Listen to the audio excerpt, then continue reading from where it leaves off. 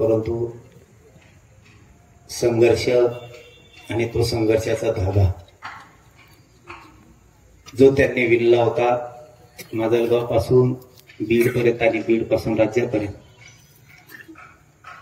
इतका धाडशी माणूस मी सुद्धा बघितला नव्हता. दिसायला पण ताकद कमी माझ्यासारखीच, परंतु त्या धाडसाला चॅलेंज नव्हतं. मला 2-3 अनुभव आहेत त्यांचे, पण माझ्याकडे येताना खूप प्रामाणिक यायचे. तुम्ही सांगितलेल्या पद्धतीत माझ्यापर्यंत कधी आले नाही. माझा आग्रह मात्र असायचा, मला तो वकील साहेब सुद्धा याला साक्षीदार आहेत, तेवढी एक गोष्ट करू नका म्हणायचं मी, आम्ही तुम्हाला कुठंच कमी नाही पडणार. परंतु आता हो म्हणायचे आणि पुन्हा तसंच व्हायचं. त्यांनी त्या गोष्टीपासून लांब जायला पाहिजे होतं ही सगळ्यांची इच्छा होती, परंतु त्यांचं स्वप्न साकार करायचं आपल्या सगळ्यांच्या हातात. त्यांच्या लेकराबाळाला कसलं दुःख लागू द्यायचं नाही, ही जबाबदारी आपण सगळेजण उचलू.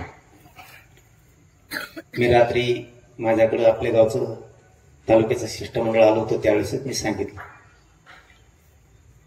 जेवढे जेवढे राज्यातले पोरं आतापर्यंत आले त्यांनी माझ्यातल्या प्रमाणे मदत मिळवून दिली. तसंच यांना सुद्धा रात्री सांगितलं की दोन्ही पोरांचा नोकरी लागेपर्यंत मी एक जणाकडे कोणाकडे तरी ते दोन्ही मुलांचं शिक्षणाचं नोकरी लागेपर्यंत देतो. हे मी त्यांना रात्री शब्द दे. भाषणात बोलायचं आणि ते इतका आनंदाचा दिवस नाहीये.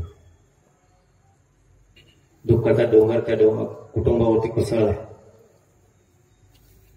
त्यांना आणखी कुठली मदत लागल तितकी द्यायचा मी प्रयत्न 100% बाहेर करेल. तुम्हाला नाही अडचण द्या. आतापर्यंत महाराष्ट्रातल्या सगळ्या गोरगरिबांना माहिती, आंतरवाली जे जे आले त्यांना मी मोकळ्या हाताने जाऊ दिला नाही. माध्यम काही पण असेल, मी माध्यम कोणचंही करत, जसं की तुमचं यांच्या गावचा प्रश्न होता ते सुद्धा मी दादाला सांगितलं, ते पोरग नोकरीला घ्या. मी जगताप साहेबांना सांगेल, डग साहेबांना सांगेल, मी कोणाला सांगा, समाजाचं काम माझ्या आलेल्या अडचणीचं मी पार पाडून घेतो. तसं यांना तुम्हाला जे टोकाचं वाटेल हे करायचं ते सगळं करायला. तुमचा सभागृहाचा विषय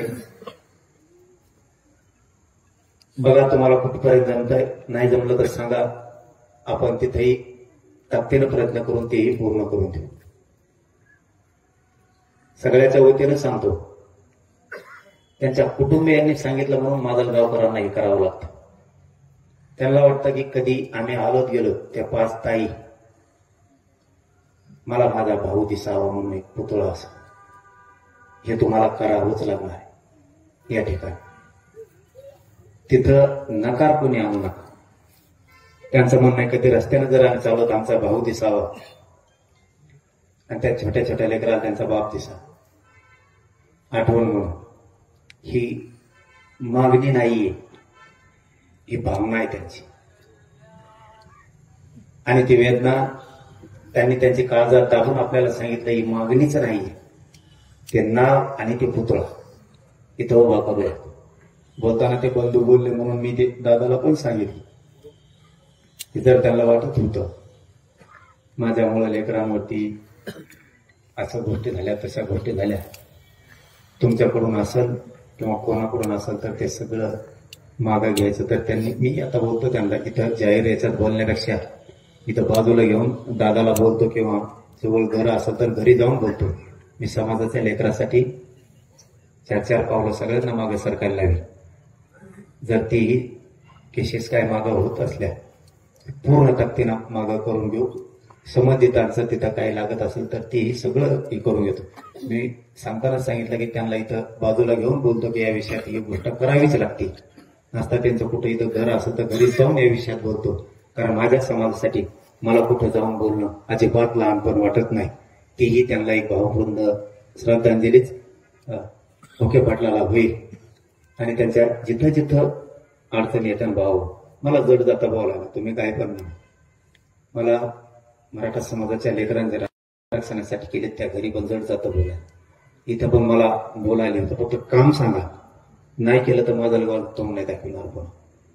कारण आतापर्यंत मला जेवढे राज्यातले सांगितले मराठा आरक्षणाच्या पलीकडचे पण सामान्य लोकांनी त्यांचे साधे विषय पण मला काय वाटत की मी सगळे पार पाडले नाहीत म्हणून पुरे पार पाडले.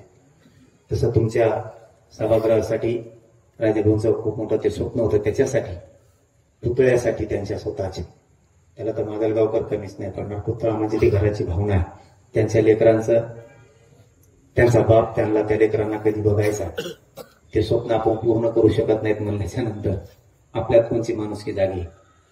आणि बाकीचे काय विषय असतील मदतीचे पण, ते पण करायला तयार आहेत. आणि मला वाटत नाही की माजलगाव कमी पडत. माजलगाव दुसऱ्यासाठी कमी पडत नाही तर आपल्यासाठी काय कमी पडणार आहे. कारण ते तुम्ही राज्यात आणि जिल्ह्यात दाखवून दिले तुम्ही काय करू शकता दुसऱ्यासाठी. तर हे तर आपलं घरातलं रक्ताचं लेकरं, त्यांनाही कमी पडणार नाही. जिथं कमी पडेल लेकरं उघडे पडणार नाहीत घेऊ. या निमित्ताने माझा शब्द आहे. शिक्षणासाठी एखाद्या दिवस मी आता तुम्हाला 2 घंट्याच्या तात्याला निरोप देतो की कोणी घेतलेत म्हणून. म्हणजे आत्तापासून नोकरी लागेपर्यंत मोफत शिक्षणाला, म्हणजे त्यांचे असं नाही की 10वी होतच केलं तिथून पुढे फीस मागितली, ते जितकं शिकतील तिथपर्यंत नोकरी लागेपर्यंत एक जणाकडे देतो मी. 1-2 घंट्यात तुम्हाला वापस फोन करून सांगतो.